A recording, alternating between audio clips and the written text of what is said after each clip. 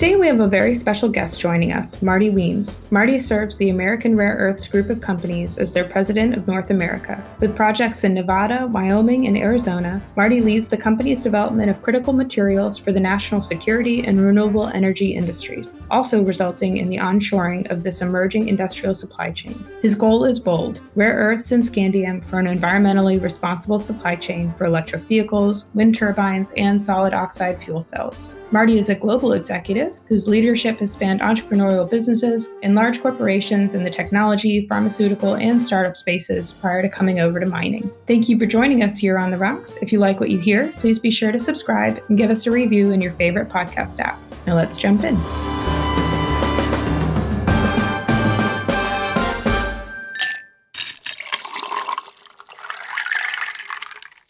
Well, welcome, Marty, to On the Rocks. We are really excited to have you on today. Thanks so much for taking the time to talk to me and give our listeners a little overview of what's going on in the rare earths world.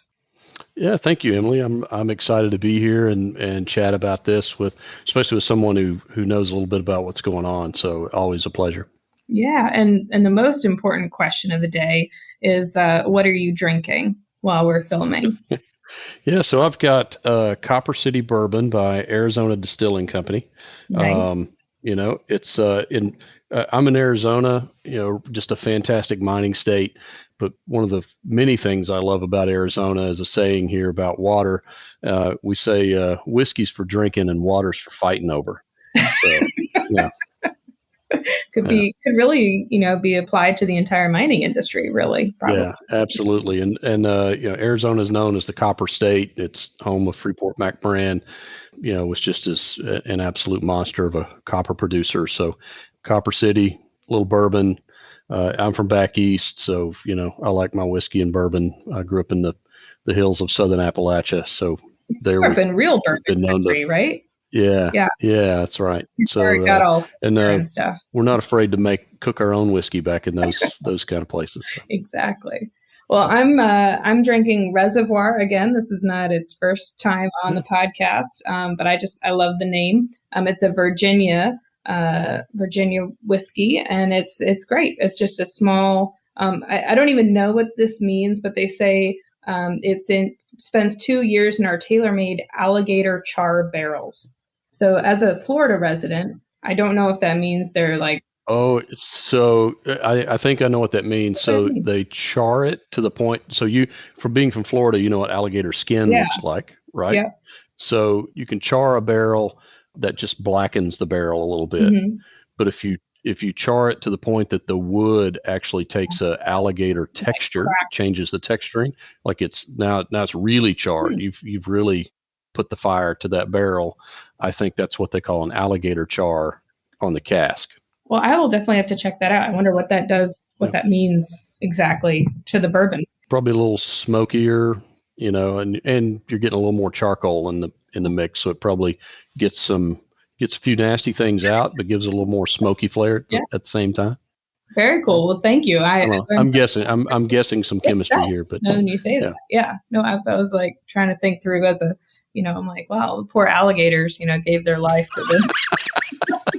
No gators in that part Florida, of Virginia anyway. Virginia, that happened. But Virginia has great water, as much of Appalachia does, and great water is the basis of great whiskey.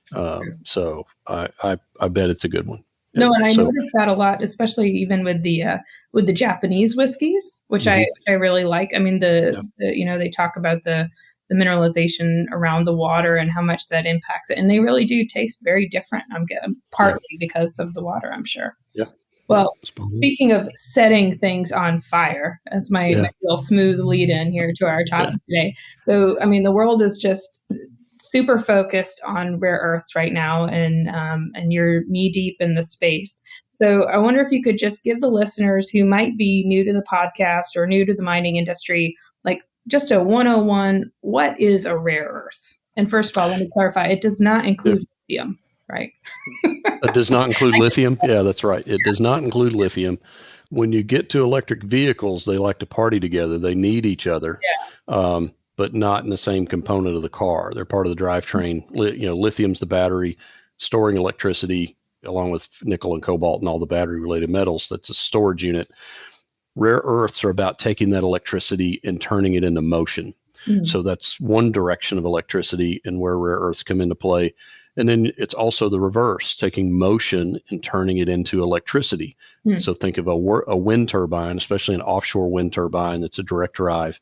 You need these massive rare earth permanent magnets, high performance magnets, really long life, that take the motion of that wind turbine, cranking against the turbine, the magnets in there, and you make electricity with that motion. And the reverse of that, of course, is in an electric vehicle. Battery stores electricity as it releases it into the drivetrain. It's turning an electric traction motor. So that electric traction motor has substantial rare earth permanent magnets in it that include neodymium, praseodymium, dysprosium, terbium to make those magnets. All the EMs. Yeah, the all EMs. Yeah. So when we talk about rare earths, there are 15 lanthanides plus yttrium plus scandium in the family of rare earths. But the super critical is about making magnets, and it's about those four. A little bit about samarium for samarium cobalt magnets, but it's really about the four for making these neodymium iron boron magnets. So again, neodymium, praseodymium, dysprosium, terbium. So most rare earth projects, 95% of their economics are really about those four main magnet metals.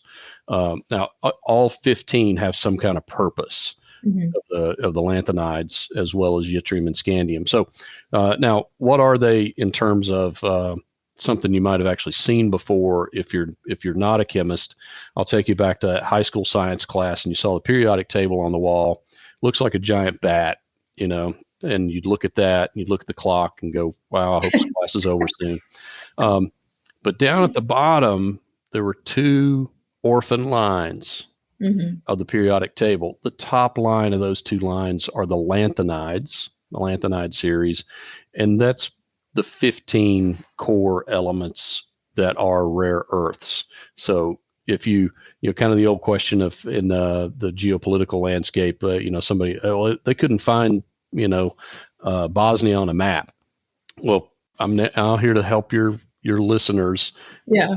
On the map of the periodic table, you can go to the rare earths. Just look at the bat, the two lines underneath the bat, top line, lanthanides. Those are the rare earths, and you can win that bet at the bar next time.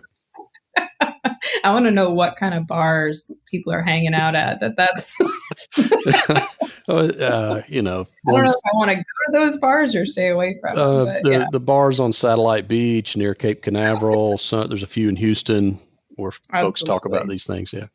But I think what's really neat about what you pointed out, Marty, is that I think folks hear about rare earths a lot, but they miss the connection between rare earths and magnets, right? And that's where the true commercial opportunity for rare earth mining companies is. It's the real market driver as compared to what you and I were speaking about a little bit before we started recording.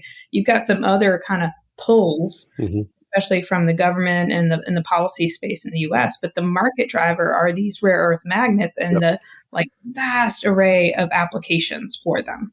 Is that correct? That's absolutely correct. So, back to thinking about that concept of turning electricity into motion. Anything you want to move that you're not moving with an internal combustion engine directly, you've got an electric motor involved, and you need a small form factor, or you need high efficiency in the smallest form factor possible. You need high performance magnets in a small confined space that can withstand extremes in temperature. Really cold, driving in Canada. Really hot, driving in Arizona. But at the same time, extremes in things like fighter jets, submarines, cruise missiles, things that have little motors or big motors that need to make motion, whether that's really small control motors that move tiny things, small amounts, or, it's driving the propeller on a Virginia class submarine. All that requires varying size of magnets. And a critical piece here, why this is defense industry sensitive, is if we have to get the rare earths and the magnets from a potential other military superpower. Just say it, China. Just saying, yeah. Yeah, how do you say China without saying China? Yeah. And things get kinetic, either directly or in a proxy war, and you need all these magnets in order to build the things that go boom, or the things that deliver the things that go boom. That supply chain gets choked and people start getting really nervous. So they are integral to so many things. And, like I'll give you a tiny example, which is inside your phone. What makes your phone vibrate? Or what makes your phone vibrate is a tiny rare earth permanent magnet motor, super tiny. It has an offset weight on it. So the motor spins and it's out of the little weight on it's out of balance. So it makes your phone vibrate. Yeah. I didn't know that. Yeah. So now, one, there's choking things off, which is sensitive. The other thing, that supply chain, the other thing is, if you have to tell your potential enemy, I need a magnet that is shaped in this exact form factor, you've given them a critical piece of opportunity to re-engineer or reverse engineer some kind of sensitive technology. So that's a key piece for the defense industry supply chain, is not having, end use manufacturing of shiny object that goes in sensitive technology being done by a potential kinetic enemy.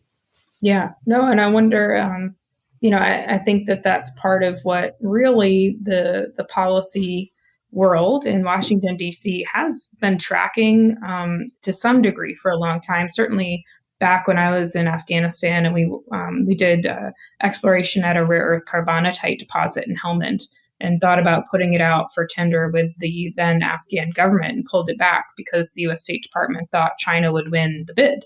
And, there was great concern about that. So even back then, but it's become such a more prevalent topic.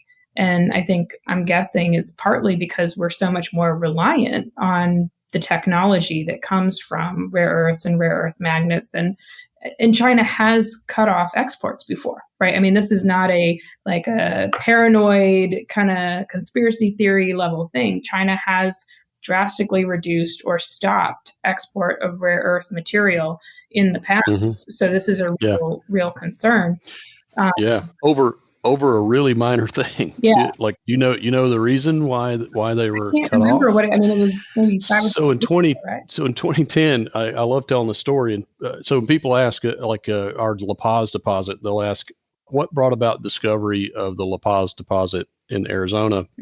And I love to say the answer was actually a drunk Chinese fisherman led us all the way there.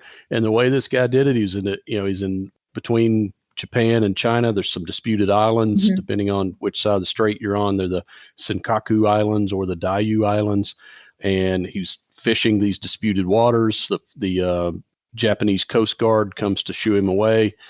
He and his crew and his boat. Well, he was a little deep into the rice liquor at that point in the day. He decides to ram his boat into 2 different Coast Guard vessels. Oh, man. They take him into custody. I'm not sure why they didn't take him into custody after the first one, but too much after he hit the second one, they just didn't want. Yeah, there you go. Too much paperwork. So they take him into custody. They bring the vessel in. They bring the crew in. The crew and the vessel were released very quickly. The captain, due to his overwhelming belligerence, he got held for a few weeks. And as you can imagine, things got really tense between the Chinese and the Japanese. And in the resulting political row that came in the wake of that, rare earths were cut off to Japan. Prices went to the moon. If you look at historical prices back 2010, 2011, there's this insane spike. Because at the time, Japan did the in-between processing stage. Right? At the time, China exported the raw material, and Japan processed it and made it into components, if I remember correctly. Yeah. Especially, companies like Hitachi were the magnet maker. They really owned and controlled the magnet making technologies at that point of great substance, and were pretty accomplished refiners, and being able to just make product. A lot of it then also was about in the petroleum industry, if crude oil comes out of the ground, that has to be refined So they use what's called cracking catalyst. Cracking catalyst is cerium and lanthanum. While the two lowest value rare earths, they are by far the highest market volume, and they're dependent in order to make cracking catalyst in order to refine crude oil and make gasoline, kerosene, all the enes, and which brings me to a really famous but misunderstood quote from former Chinese leader Deng Xiaoping, who in the early 90s said Saudi Arabia has oil, China has rare earths. Well, that's often misunderstood to say that that at that time he understood the new energy future. Deng Xiaoping, very smart, very forward-looking, opened up China, did a lot of amazing things. He didn't see where we are today. He did not. What he saw was cerium and lanthanum in huge volumes that the Saudis and the Americans and the Europeans needed in order to turn crude oil into gasoline and jet fuel and kerosene. So that was the connection that he was really talking about. As long as we're living in a world that is oil energy dependent, you're going to need cracking catalysts to turn it into something that actually makes things go. Now, that has since evolved into this new energy, reduced carbon future of electrify everything. And if you want to turn electricity into motion or motion into electricity, you need those rare earth permanent magnets. So it's all thanks to a drunk Chinese fisherman. Well, and it's amazing how connected the world is, right? Of course, we've been living, as I joke, in the last few years have been the type of years where I'm sick of living through history, right? Next up is the zombie apocalypse, because we've clearly gone through everything else. So, but it is amazing how connected the world is and how an incident like that can set off a whole industry. And on that, I wonder if you could explain to the listeners a little bit of why is there a big government push? You touched on, it's, the rare earths are critical for a variety of national defense applications, but why is the government having to get involved in the supply side, right? Which the U.S. government doesn't typically really get involved in, at least with mineral commodities. Yeah. Well, like with so many things, it has a lot of complex layers. There's emotions, there's egos, there's power, there's political sound bites that all have different values for different reasons. So a big reality of this is the government is involved because the defense industry has been talking about this supply chain risk relative to building its tools, its technologies for, since before 2010 and that price spike. And at that point, they were like, see, we told you. And folks started to wake up. And you can go on all the way back to the Obama administration. You had U.S. top leaders talking about the need to bring back and re-onshore this supply chain that we actually created. We created it in the States in the 60s with the Mountain Pass mine that's been being dug since the late 50s to produce rare earths that were initially used to make things for the space race. Now, Nixon created EPA, the Environmental Protection Agency, in the 70s.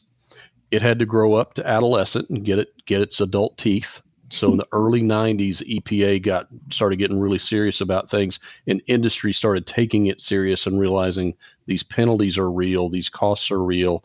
So in the early 90s, with so many dirty industries as a part of cleaning up America, we just offshored the nastiest stuff. And rare earths in its traditional processing is a pretty nasty business.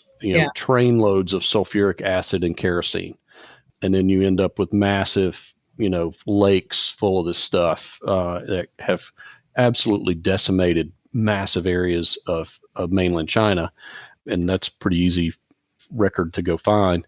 So we offshored it when it was this really small, not super important industry supply chain in the early 90s. Well, now we're in this, we're in a whole different world where our defense industry is dependent upon these things. The new energy, reduced carbon future is dependent on these things. And in a world of red and blue politically in America, there's very little these folks can agree on But when you talk about rare earths, on one side of the aisle, we frame it as, it gets framed as, we need to pull this back from communist China, and, we need to not allow our defense industry supply chain to be dependent upon them. On the other side of the political aisle, it's about renewable energy, and it's, electrification of mobility, and it's about wind energy and the need for that, and having consistent supply, and the jobs, especially union jobs, mining are union jobs, big manufacturing for wind turbines, and most electric vehicles, maybe not Tesla isn't unionized, but everybody else is going to make cars in America is unionized. That's union labor is going to build those. So there's a lot of reasons for the blue side of the political aisle to embrace that as well.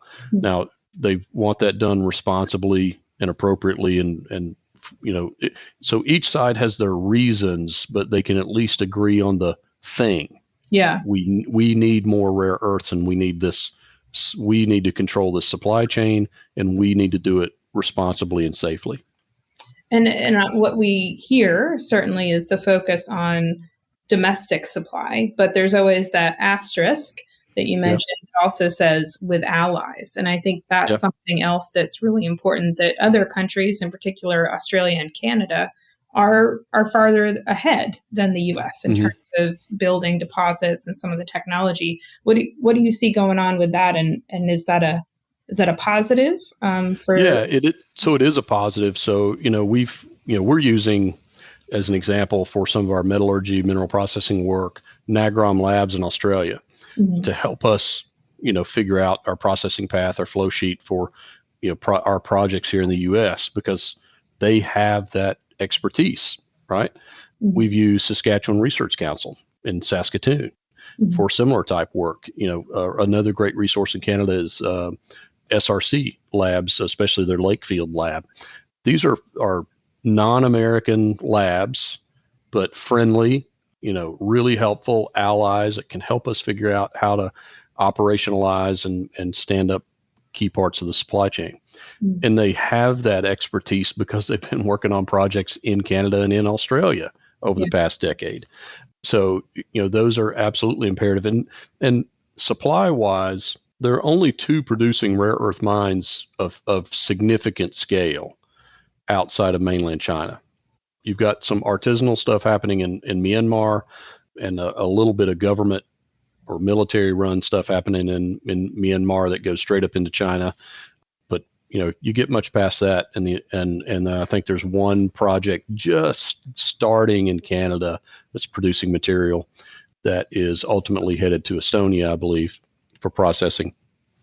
But, really significant scale processing. You've got 2 outside of China, and the entire industry needs to double. So take everything in China and take what's outside of China. All that needs to double in this decade just to keep up with projected demand for electric vehicles. Yeah. One use case. We need to double this industry just to keep up with one use case. That's mind-blowing to me. The demand that is accelerating, and as we've had time during the pandemic to look at data more and more closely, and more time on the desktop, and you see these things like how electric vehicles. It used to be everybody talked about what the growth of electric vehicles and wind power would be. Now we can look back and see a really steep curve of what already is. And I mean, we're well into a hockey stick for both of those big market pullers in this space. And that comes to, I'll kind of point to the risk of cutoff, of supply chain cutoff by the Chinese. So it's easy for the China hawks, politically, to rattle the saber, and the sky's falling, and the Chinese are going to cut us off because they're mean. They're just mean, right? And they'll say it in those kind of terms, and and really bash the Chinese in that regard. And no doubt the Chinese are shrewd geopolitical players, they cut it off over a drunk fisherman. So yeah, they could cut it off for any number of reasons. And there's plenty of veiled threats that have happened over the past decade from time to time. But in my opinion, that's not the most overwhelming risk. The real risk is the reality that the Chinese are making more electric cars than anybody. They're making more wind turbines than everybody. They're just going to eat all their own. Yeah. They are going to consume it all. So they're going to feed their own industry first, and then the rest of us are going to be fighting over scraps. Then you go, oh, wait a minute. There's a rare earth producing mine in California. There's a rare earth producing mine in Australia, but their product goes to China for refining, metal making, magnet making. Once it's there, it doesn't necessarily have to come back out. The Chinese control it once it enters their supply chain.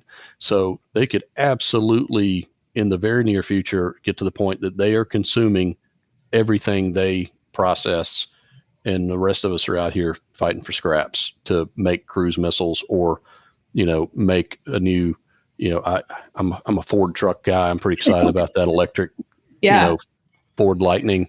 So there's going to be a lot of those maybe sitting there waiting on a motor. Yeah, no, and I think that's where, certainly from what I see, and having worked for the federal government, right, and having worked for the Pentagon and still being a little involved through think tanks and such, I think people are starting to really understand the gap on the exploration and the supply side in the U.S. Haven't quite wrapped their minds around the next step in the process, right? The processing and the refinement and the production, and that stuff takes a lot of money, right? I mean, those are expensive plants to build, and the U.S. government's got to get ready to help. Subsidize is the wrong word, right? But help support the industry in order to compete with the way the Chinese government does help their industry. I don't know if you have any perspective. Yeah. So the good thing is there's a lot of that already there. And being deployed, and more's coming. There's help, and that's something that for us as a company we've really leaned into. So like you said, there's more to it. There's getting rocks out of the ground, making little rocks out of big rocks, leach, precipitate, make a mixed rare earth concentrate. So that's a sellable product, but that's not a manufacturing product, right?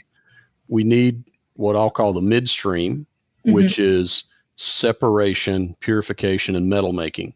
Those three things do not happen at industrial scale in the Western Hemisphere. Okay. Well, you can't make an electric traction motor or a wind turbine until you get it out to metal and onto magnet, right? So we've got to onshore not just mining operations, but exactly what you said, separation, purification, metal making. And those are big operations unto themselves, but we've got to bring it all together. Now, there's some of those that are coming online by other players that we believe by the time we get operational, we'd have opportunity to feed into. But we're also looking really hard at going, source to metal ourselves and looking at the opportunity to potentially be a more complete supply chain and not just a mining operation. Now, the question becomes, well, how do you do that? The technology for it, can you get it permitted? And who's going to drive the bus? Who the humans, who's going to operate that? Who even knows how? We offshored this whole thing in the early 90s. The people who are running it in the early 90s had started doing it in the 60s for the space race. They were old when it left. Now they're, so now they're all dead. Okay. This is simple math. So there's nobody left that knows how to do separation, purification, metal making at industrial scale. And and if they do know, if there's anybody still alive from it that could actually remember the recipes, the way they do it is not a way that they would know to do it, is not a way that would get permitted in the United States today. Right. So we need a new tech stack, new processing capabilities that are interlaced with a lot of traditional or more modern mineral processing, metallurgy work, something that can be permitted, operationalized, stood up in the United States or, a near partner, Canada, Mexico, operationally. and the people to run it. So we get that bigger problem. I think we understand the assignment here. Yeah.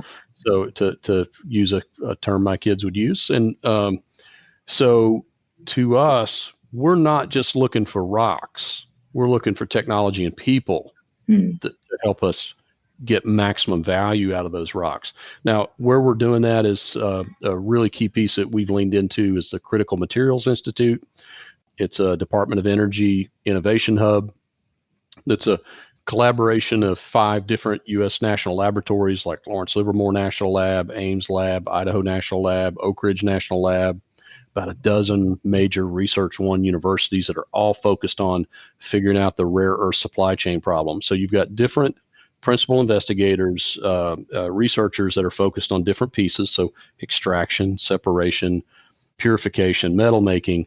And as a part of CMI, we get to interact with all of them. We get to give them our feedstock for them to work on that and figure this out and bring that new tech stack into play. DOE money helps fund that. These same folks chase DOD money from places like DARPA, Advanced Research Projects Agency. DARPA's counterpart in the energy space under DOE is called ARPA-E, same type mission, the really big moonshot type technology developments.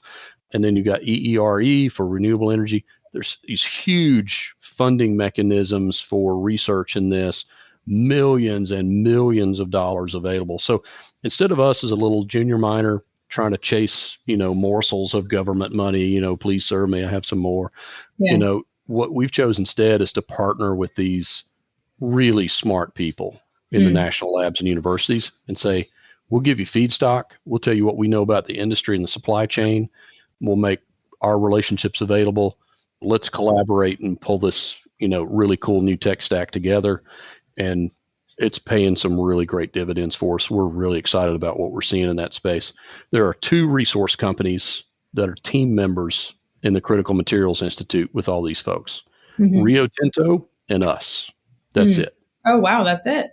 That's now, it. Why is that? Is it that other companies have chosen not to participate, or what's the reason? You guys are just the optimists? I can't postulate on the ignorance of others. So, if you don't have enough sense to play ball with the smart people, I can't explain it away. I don't know. So, we know. I hear a lot of, I think kind of the way I see the industry is people want to own stuff end to end. Right. And I hear a lot, because it's a rare earth asset and the geology and the metallurgy is so complex, we can only figure out how to process our deposit. It's got to be unique to our mine. And terminal uniqueness. Yeah. Just everyone is a special and unique snowflake. Right. When it comes. But so and I think that historically that's kind of the way the industry grew up. You had a lot of this kind of, people didn't want to collaborate on infrastructure, right? Everyone wanted to own their own mill. And I wonder if maybe this could break that model for a good reason. I mean, it is expensive to design and build this stuff.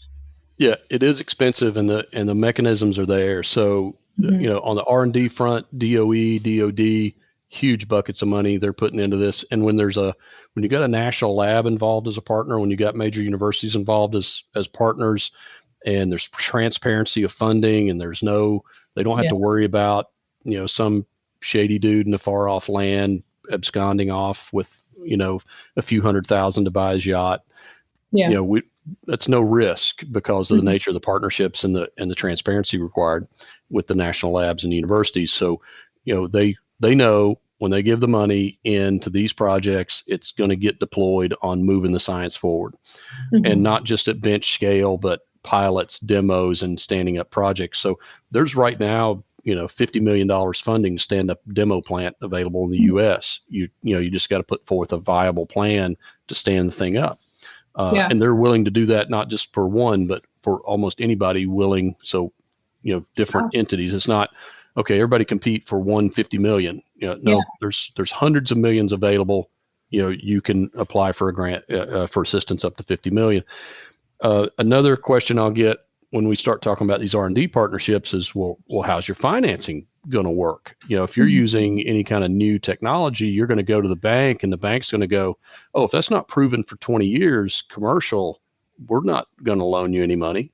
Well, I'm not worried about that. So, and the reason I'm not worried about that is because the mining piece, these are surface deposits, open cut, pretty traditional. The front end is really traditional, simple, comparatively cheap mining, which Arizona has a great workforce for and great capabilities for. So getting rocks out of the ground, making little rocks out of big rocks, plenty of workforce and capability for that. That's easy. Yeah. Building that, financing that looks really simple and standard and straightforward, right? It's the midstream part where the new technologies really are going to come into play most heavily in that separation, purification, metal making.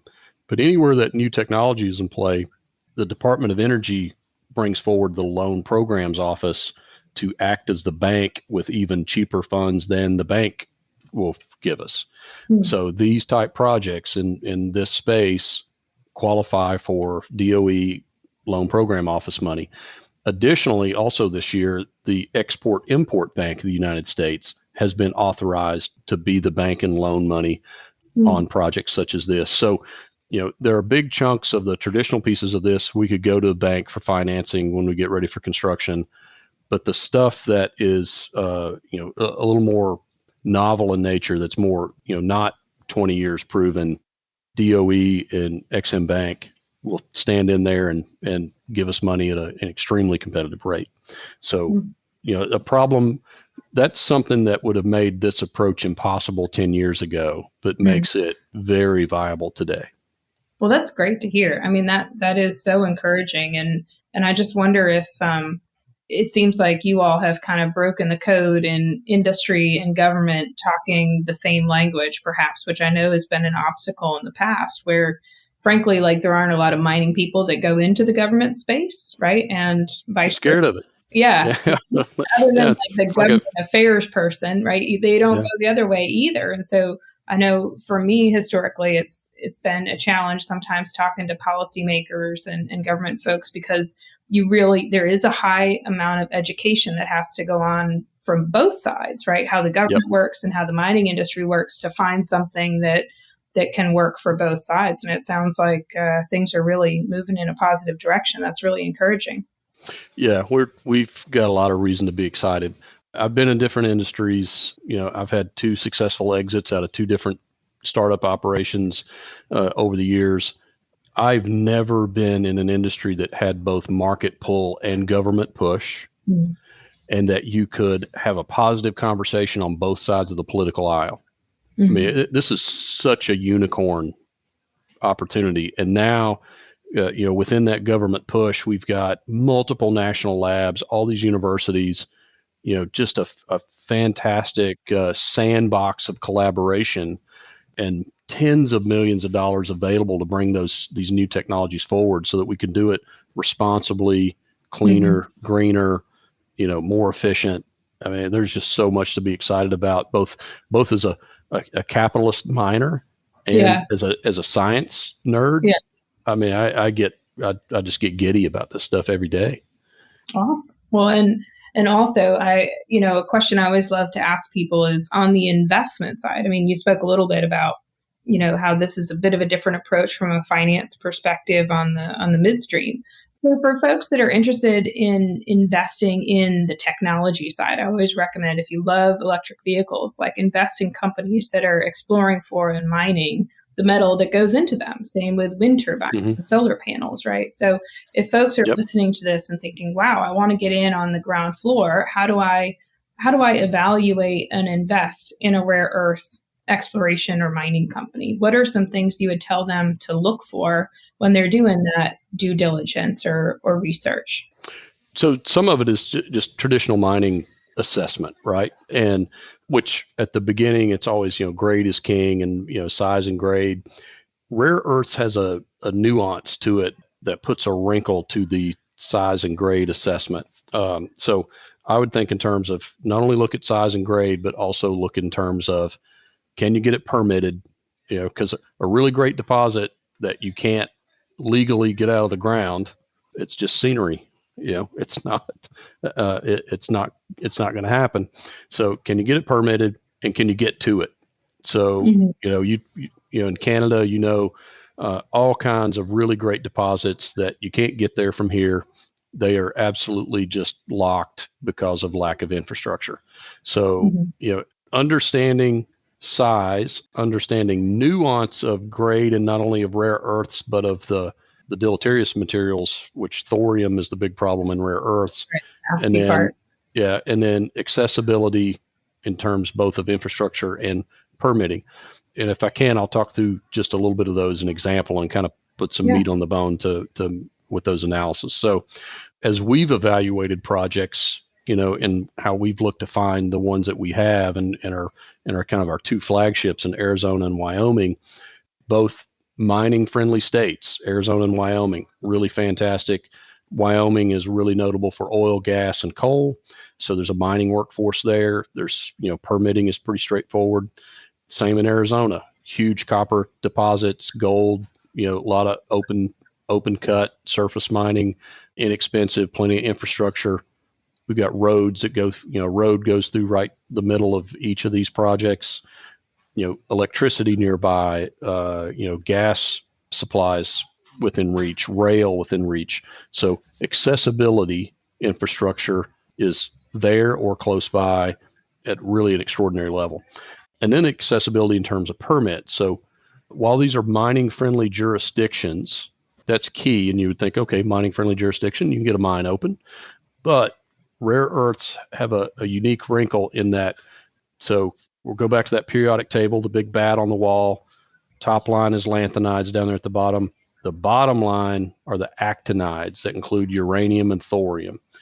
There are two lines down there together because they're like the bad cousins that always hang out and party next door. So the uranium, while there's some market for that, the real problem for rare earths is thorium. And typically a rare earth deposit is robust with thorium. You end up producing all this radioactive waste content, and it has to go somewhere. Well, in the U.S., we used to stash things in Yucca Mountain, no more. So you're kind of limited to what can you stash on site, and can you get that permitted?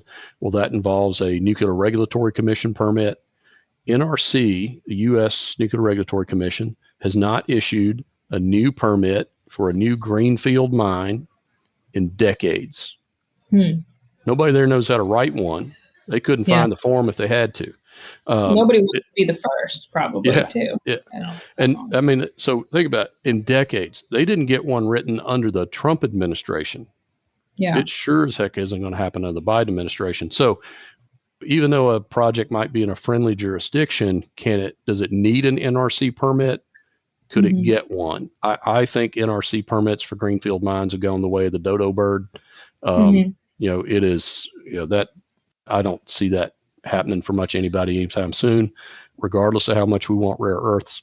So we've focused on projects that are maybe lower in grade in rare earths, but they have negligible thorium content, near negligible thorium content. So low that, if in processing in concentration, if we keep the thorium content below 500 parts per million, we don't need that NRC permit. Okay. So we can play ball down here, and like in Arizona, we're starting at like 6 parts per million uranium and thorium combined. So we'd need almost 100x concentration of the thorium before we need an NRC permit.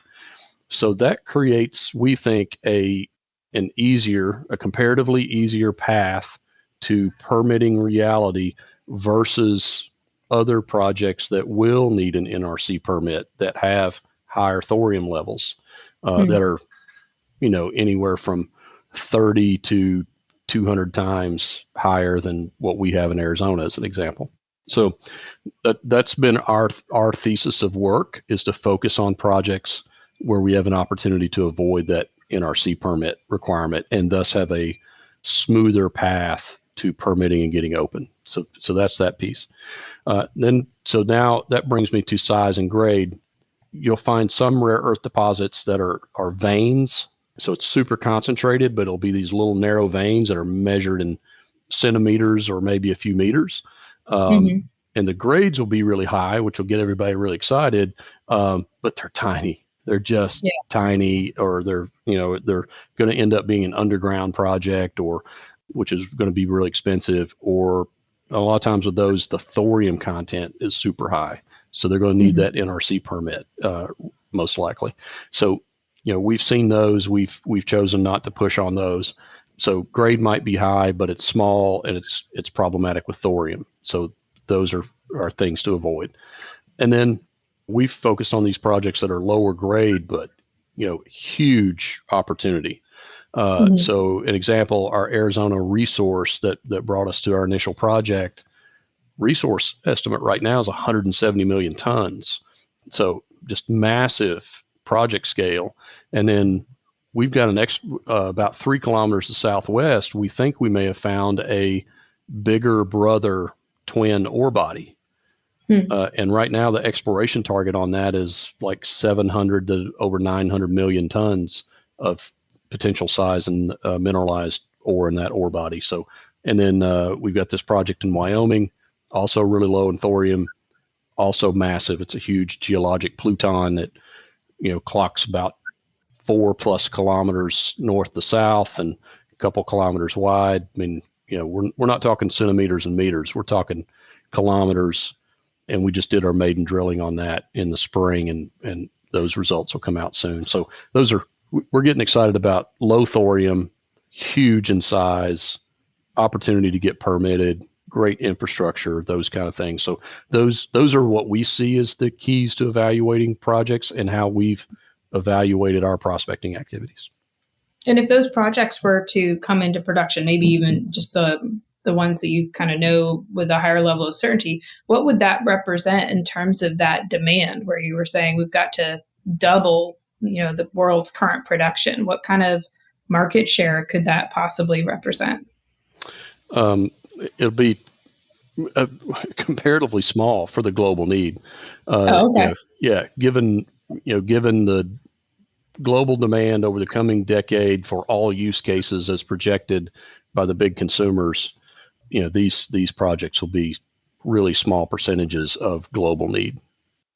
Well, that I've certainly learned a lot, Marty. Thank you so much. That was really fascinating. And I guess I'll end with the question I've been asking everybody lately on this series, which is, if you could wave a magic wand and change one thing about the mining industry tomorrow, what would you change and why? Yeah, so this is an industry that is way behind on understanding things like environmental justice, social justice, diversity, equity, inclusion. They'll poo-poo it and say things like rainbow washing and pink washing and green washing, and it's like, stop washing and just do. Do the right things. Do the right things. We're trying to do that. A key part of that for us is a really important voice on our board of directors is Melissa Sanderson. Did 20 years with the State Department. Did 14 years with Freeport-McMoRan. We have a good measure of diversity on our board of directors. It's not the typical bunch of old fat white guys that this industry tends to parade around. And then it also is at the front line. Our small but very mighty geology team is right now, headcount wise, is 60% female. And we're really proud of that. And not just because we're checking some magical pink box, but because these are really talented, smart women that are helping us understand what we have and what we need to do on a level we didn't have concept of before they joined our team. So, these are, it pays dividends, and the industry needs to learn that there is value creation in not just being diverse, but being inclusive in who's there, and not just internally, but also externally. And as you're out there seeking stakeholder voices, stakeholder input in the community, make sure you're not just talking to people that look like yourself.